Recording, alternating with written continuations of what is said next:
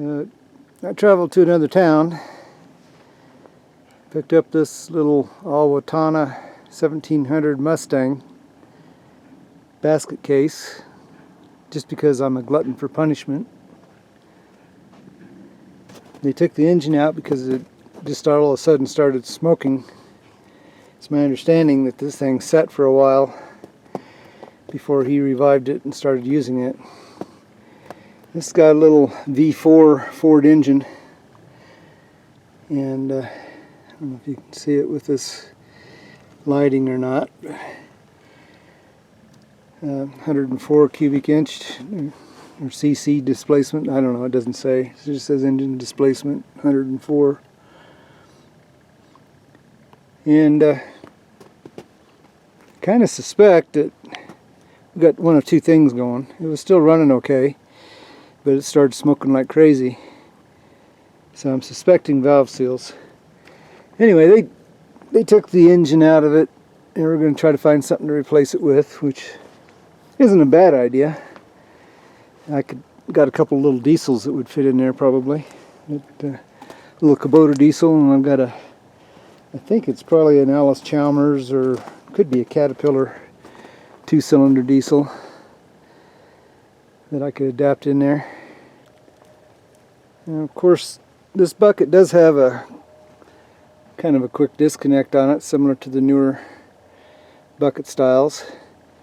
And I was looking online, and there's a lot of people adapting these over to fit that configuration pretty easily. So that's indeed what I might do. I don't know yet. The overall condition of the machine isn't in that bad a shape, with the exception of being the fuel tank. This has a fuel fill on both sides of that frame. That's a built-in fuel tank. He said that the tank was rusty, and what they had done is mounted a 5-gallon can back there to feed their gas to that engine. So I got to see what I can do with these tanks, if anything. Since they're welded in solid, there's not a whole lot you can do about taking them out and flushing them or do anything like that. It does have a crossover tube down below, and that's not the original radiator either. Apparently he had the fan bracket had broke, the one that the fan mounts to on that block, and he ordered some parts in, which included another ram. This looks like that ram's in pretty good shape, but they had done some cobbling up and welding here because they had problems with that ram. So we got to see what it's going to take to fix that. But the price was cheap enough that I decided to go ahead and take the chance on this. Not like I needed another project or anything, but could use a small skid steer like this pretty much all the time. So tires are pretty decent on it. He said it worked really good, other than the engine started smoking pretty bad.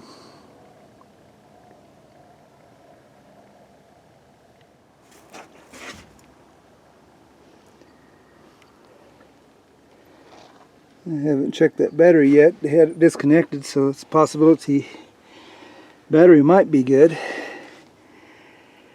But all the controls and everything in here. The throttle cable's junk. I have to put a throttle cable on it, but that's to be expected. So somebody had kind of added this cage to it, which they did a pretty fair job of it. I might make a couple of modifications to that, but this thing has auxiliary hydraulics on it, front and rear, which I like. But I don't know. I think it's worth looking into. I'm going to pull the valve covers off that V4 engine over there and see if those valve cups are rotted out and bad. He said he didn't have too much luck finding the original type radiator that goes in this. So he found one that would just fit. This is the hydraulics, auxiliary hydraulics for the back. It's got a kind of a snowmobile clutch setup in there. I think they call this variable speed or something, variable speed. And then there's that shaft down there that attaches for the drive for the off the engine for the pump and stuff. Could be an interesting project for sure. I have no idea if this is the original engine that came in this thing, but I kind of suspect it might be. They had a brand new cap on there, and it looks like they broke the rotor and the cap when they took this out. The coil doesn't look in too good a shape either. But I can tell you right now, this little engine is going to be noisy until I can get a couple mufflers on it. If it runs. I mean, I know it runs, it's a matter of finding out if the rings went bad or if the valve seals are bad. I'll pull a valve cover off and see. Hopefully I'll be able to see down through the valve springs to see if those valve seal cups are intact or not.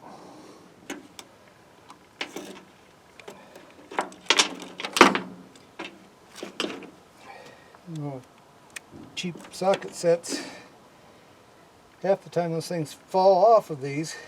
I can't even get them off with a screwdriver.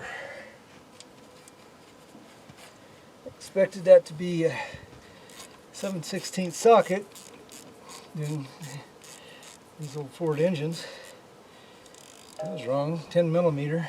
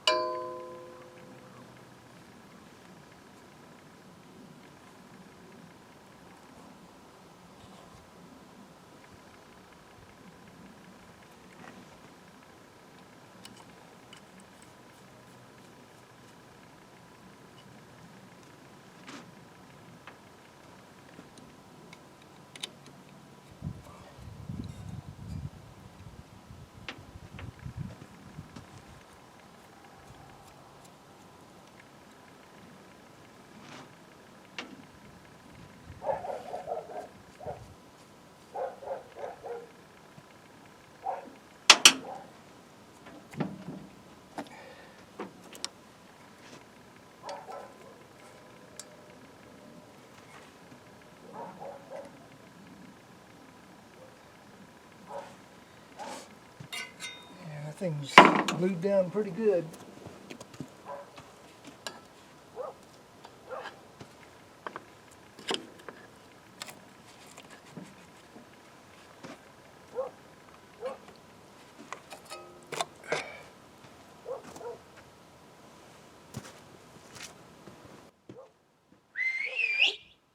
Come on, dogs.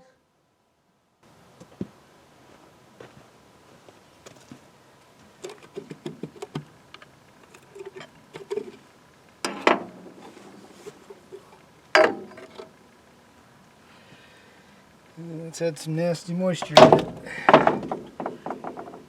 That's too bad.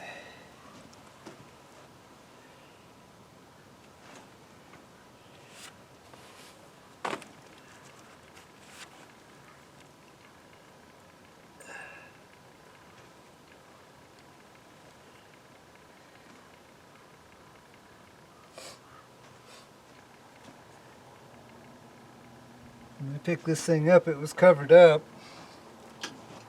more or less.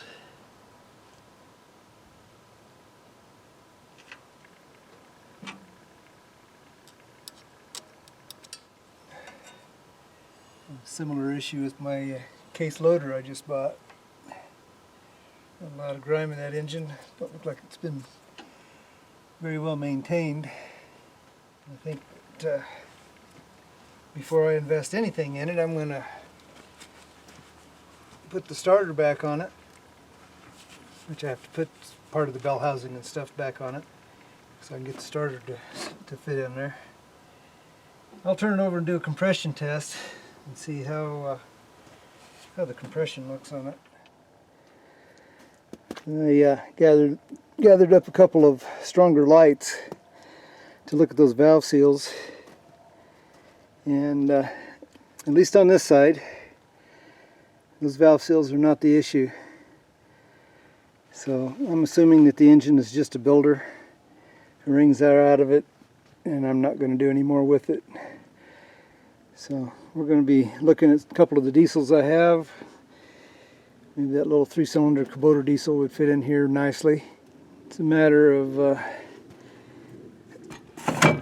whether some of this stuff will fit it.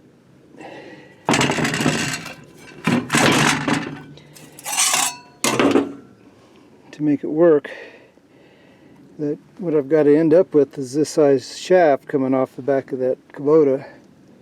Right now it's attached to a hydrostatic transmission on that little lawnmower that it's in. They have what looks like a flex plate tied to this flywheel, which I have no doubt in my mind that that won't fit that Kubota. So it might require a little machining. So we'll see what happens, and maybe I can get something together to make it work.